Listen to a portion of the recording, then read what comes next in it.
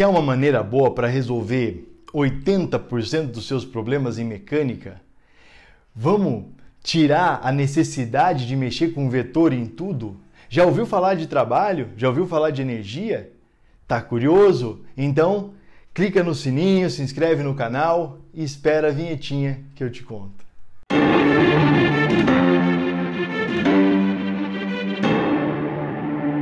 Hoje nós vamos começar o nosso tópico trabalho e energia, falando sobre trabalho.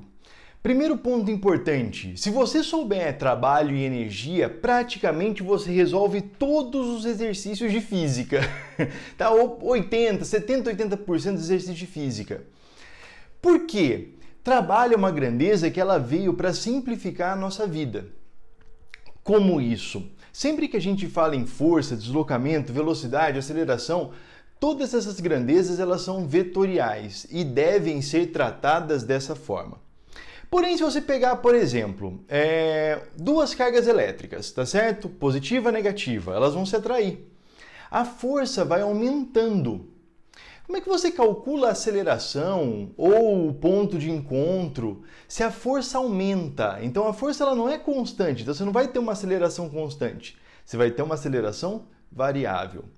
Surge então a necessidade na física da gente criar ou da gente obter uma grandeza que já era entendida desde a antiguidade. Essa grandeza é a energia. Se você buscar em algum livro, você vai ver que energia muitas vezes está conceituada, está definida, entre aspas, como a capacidade de realizar trabalho.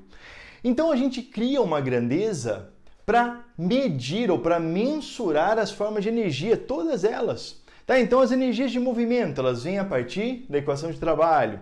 Calor, a partir da equação de trabalho. Então a gente vai criar essa grandeza para isso.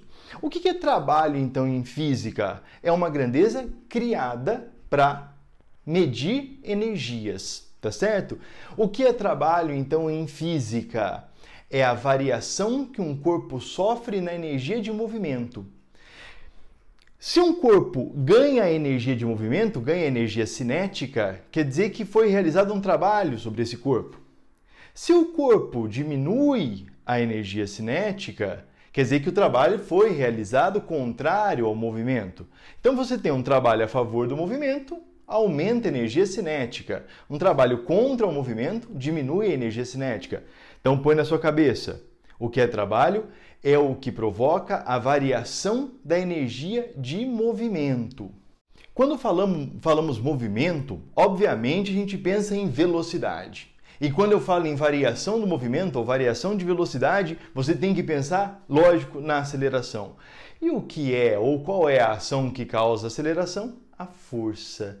Então, para calcular o trabalho, nós precisamos saber qual a força aplicada, tá certo? E essa força ela vai ser aplicada enquanto o corpo se move, tá? Então, assim, a gente tem uma grandeza trabalho que depende diretamente da força e do deslocamento. Então tem que ter força, tem que ter deslocamento.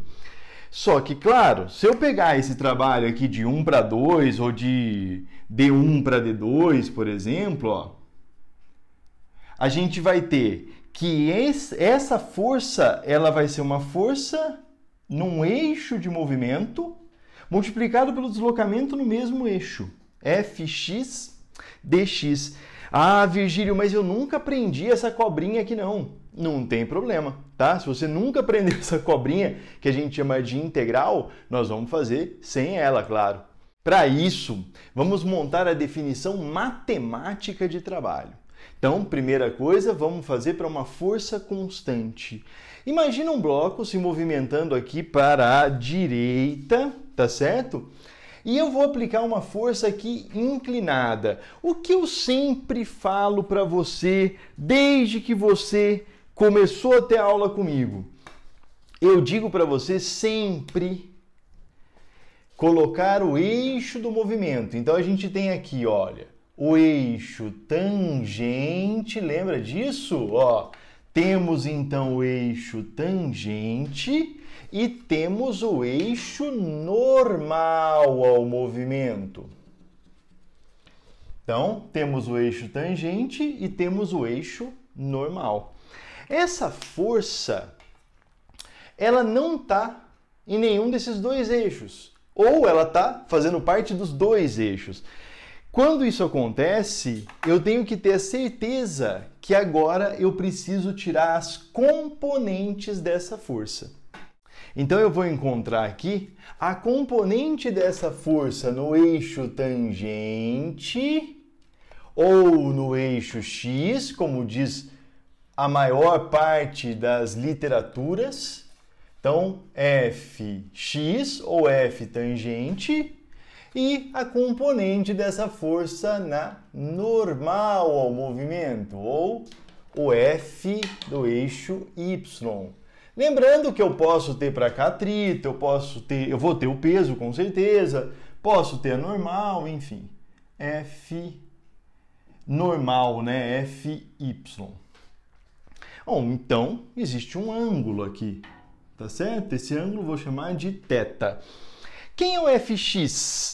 O Fx é o cateto adjacente desse triângulo e o Fy é o cateto oposto a este ângulo aqui. Isso quer dizer que as componentes vão ficar assim, ó. Fy vai ser F vezes seno, enquanto Fx vai ser F vezes cosseno. Bom, se estamos falando de uma força constante, então o trabalho vai ser, olha só, F vezes D. Se o D está no eixo X, eu vou pegar o Fx. Ah, mas o Fx é F cosseno, Virgílio. Então F vezes cosseno vezes o D. Ah, então vamos lá. Trabalho vai ser F vezes D vezes o cosseno do ângulo entre a força e a direção tangente ao movimento. Então agora imagina o seguinte, imagina que θ é um ângulo qualquer entre 0 e 90 graus. Ah, então entre 0 e 90 graus, o que a gente sabe? Que o cosseno ele tem valores positivos, ou seja, entre 0 e 90 graus, a força vai ajudar o movimento. Se a força vai ajudar o movimento, o trabalho vai ser positivo. Quer dizer, o trabalho vai aumentar a energia cinética do movimento. Bom, e se o θ estiver entre 90 e 180? Vamos lá. Se o θ estiver entre 90 e 180 graus, então o cosseno tem valores negativos, porque daí a gente vai lá para o segundo quadrante. Nesse caso, olha só, a força ela vai estar atrapalhando o movimento. Então o trabalho vai provocar a diminuição da energia cinética. O trabalho vai ser resistente, ou o trabalho vai ser negativo.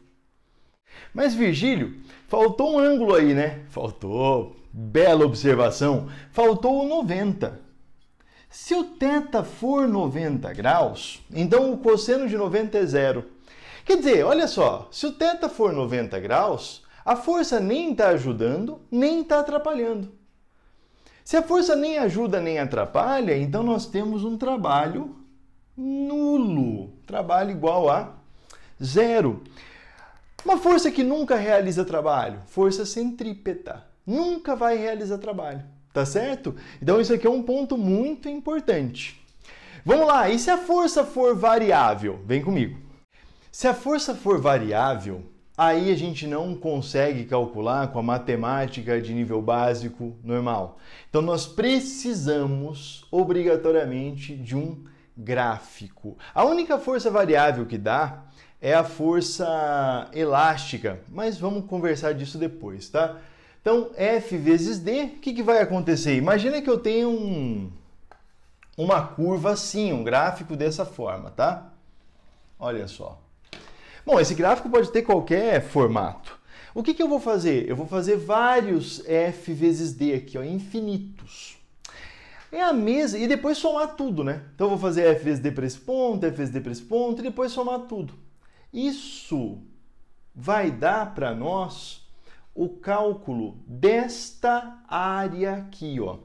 Então, aquela cobrinha lá, a grosso modo, para o ensino básico, o ensino médio, é dizer que o trabalho ele vai ser numericamente igual à área do gráfico, tá?